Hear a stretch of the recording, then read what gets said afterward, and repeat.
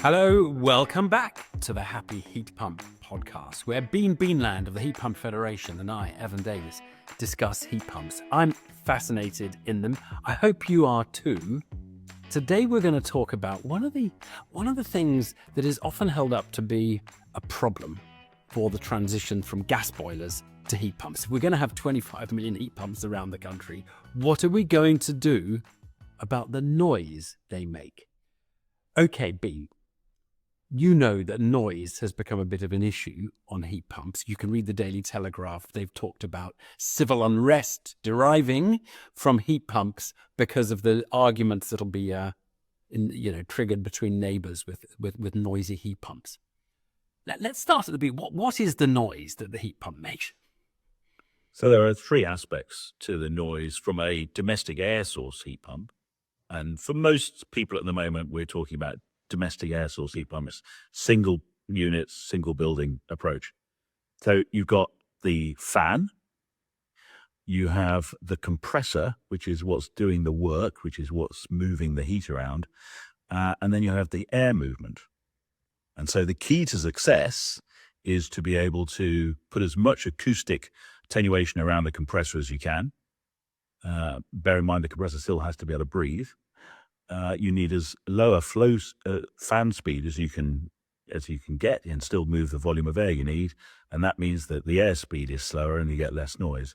And ideally, you don't want to change the direction of the air either, because that also incurs. I mean, look, the fan noise.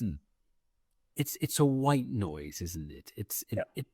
The thing that I think people don't is it's the compressor, isn't it? People will know this noise from the noise that a fridge makes. You sometimes hear the fridge clicking. It'll be much louder probably than the fridge because it's a much bigger. Actually, in most domestic units, it won't be louder than a fridge. That's one of the misconceptions I've just fallen into, because apart from anything else, the compressor in an air source heat pump is in a cabinet and it's much better protected than the tiny compressors on the back of your fridge. It won't be a constant grinding. It'll be it'll be clicking in and clicking out, I think. Is that right? I mean, it's a sort of sporadic noise. We would normally design for no more than 3 starts an hour. So it's not as if it's constantly going on and off, because compressors are normally rated by number of starts. Right. So you don't want to be flipping it on and off. You don't want to talk about it. So you don't want it coming on and off all the time. But call it 3 times an hour. Yeah.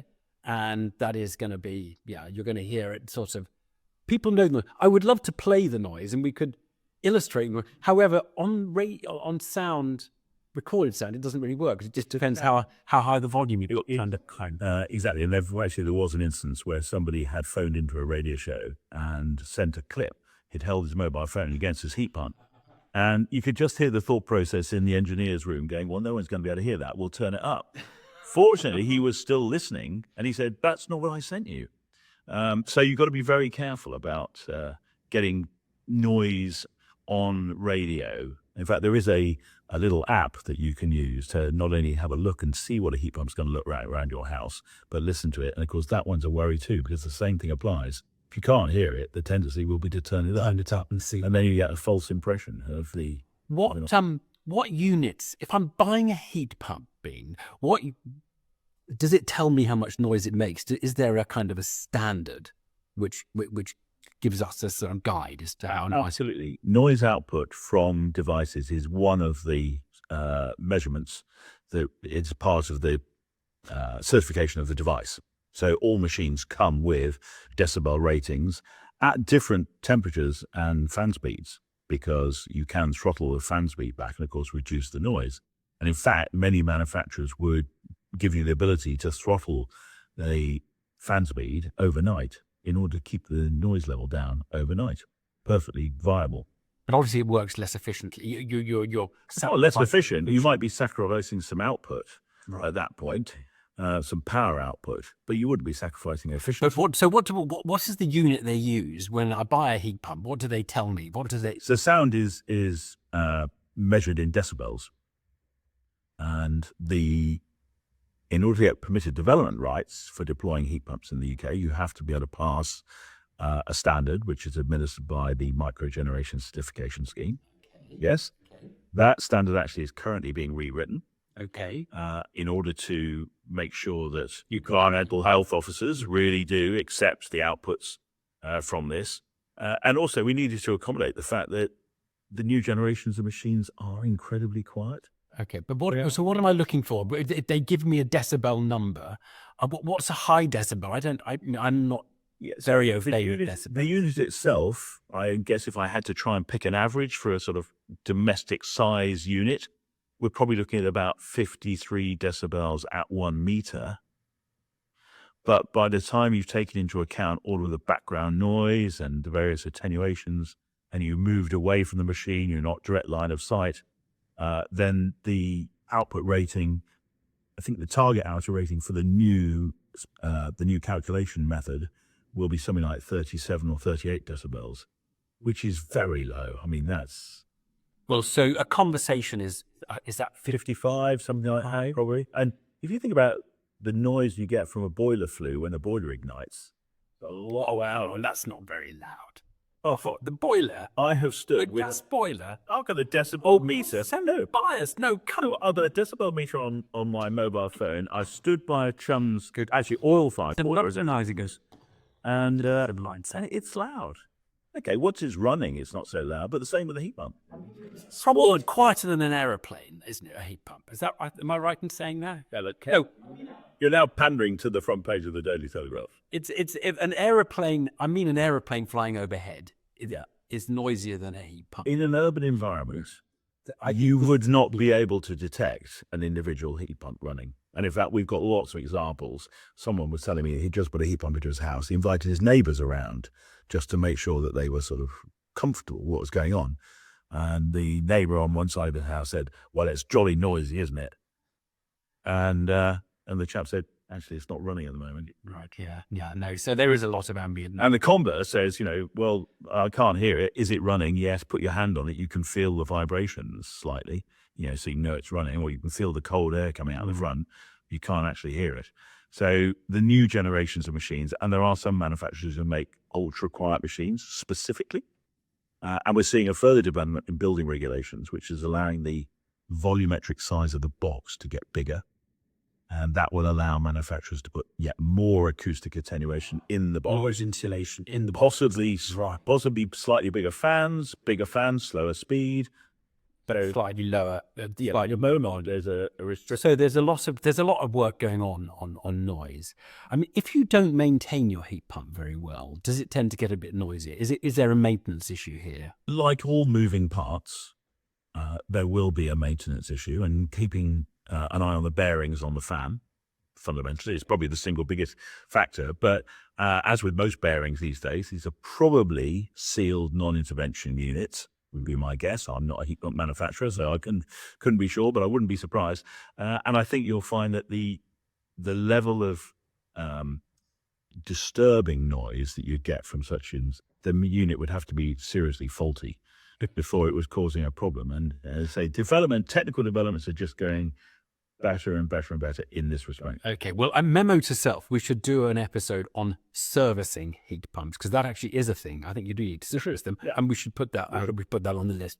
I find one very interesting thing about noise is it's very subjective. My parents lived not too far from the M25, definitely here, the M25. It was a fairly low, fairly constant noise. Very quickly got used to it. But I'm sure a lot of people would have said that's unpleasantly noisy. You can hear a motorway. If you'd told them, "Oh, it's a waterfall, just a mile down the road, there's this fabulous waterfall," it would have probably sounded pretty indistinguishable from the M25 at a sort of miles distance. But people would have thought that was an asset rather than a disadvantage. So there's a funny thing about noise. It's very personal. If it's your neighbor imposing in your garden and making a noise in your garden, and you don't even want a heat pump and don't like heat pumps, I think that it's very easy to let that upset you. Whereas if you're in favor of a transition to net zero and you want to get rid of gas boilers, the noise is not going to bother you. This is the really interesting. The noise will not bother you if you're up for changing out of gas boilers to heat pumps. It's a really, really interesting phenomenon. That It is very personal. You know, my grandmother used to live on the A40, and when the bypass was built, she couldn't sleep because the lorries were no longer changing gear outside her bedroom. Putting in water features, you mentioned water, is a well-known landscaping device for masking noise. So those sorts of things absolutely could be done. But I think that the point to make here is that modern domestic devices of the scale that we're talking about for individual homes are increasingly quiet, decreasingly quiet even. And I think this is going to be one of the last things that starts causing a problem. Interestingly, there's also been a lot of work on what a multiple deployments of heat pumps in a defined urban area looks like, i.e. what's the cumulative heat one. Yeah, and Nesta, which is one of the environmental charities, they've done a lot of work on this. The impact, and a lot of acoustic engineers are working on this, and the impact is incredibly small because you're already in an urban environment where you've got cars, motorbikes, chit-chat, airplanes flying overhead, industrial noise. You've got all sorts of things going on. So the least of our worries, I think, is going to be noise from units that are getting quieter and quieter. In urban areas, I mean, I think there's just so much noise, it's probably not going to be an issue. In quieter areas, I think the hope would be they're quiet because they're more spaced out, they're less densely populated, there is more room, and so it's less likely to be me imposing a noise on you. But I mean, look, people are going to have to negotiate their way. Yeah, and there are lots of things that one can do to mask noise. If it is a problem, you could put acoustic attenuation on the wall behind it. You can do all sorts of things. No, but I mean, I spent some time in Hong Kong. It's among the most densely populated places in the world. All blocks of flats, by the way. We didn't talk about it when we were talking about flats. All blocks of flats. All of them have air conditioners up the side, and they're exactly the same. They still click in. They make a big noise. And you know, everybody seems to get by fine. So in the end, it's just, do you want to do it or not want to do it? You know, it is. Yeah, I do think that the noise issue is something that detractors from the whole transition do cling on to and try and amplify. Funny enough, no pun intended. Because it's been an easy shot in the past. It's no longer the case. You know, people put very large American double fridge freezers in their utility rooms or whatever. They are almost certainly going to be louder than the scale of air source heat pump that you'd need for an average UK home. All right, well, I think that's enough for today. We said we're going to keep these bite-sized chunks. So that's a big bite on fabulously interesting issue about heat pumps, noise, and the degree to which it is your subjective feeling about heat pumps that's driving whether the noise bothers you or not. For me, that's absolutely amazing. Do keep questions and comments coming. We are planning to have some clinics where we will deal with questions that come from our ever-expanding audience, and leave comments and reviews and subscribe and all those things that you're normally asked to do. But Bean and I'll be back with another Happy Heat Pump podcast very soon.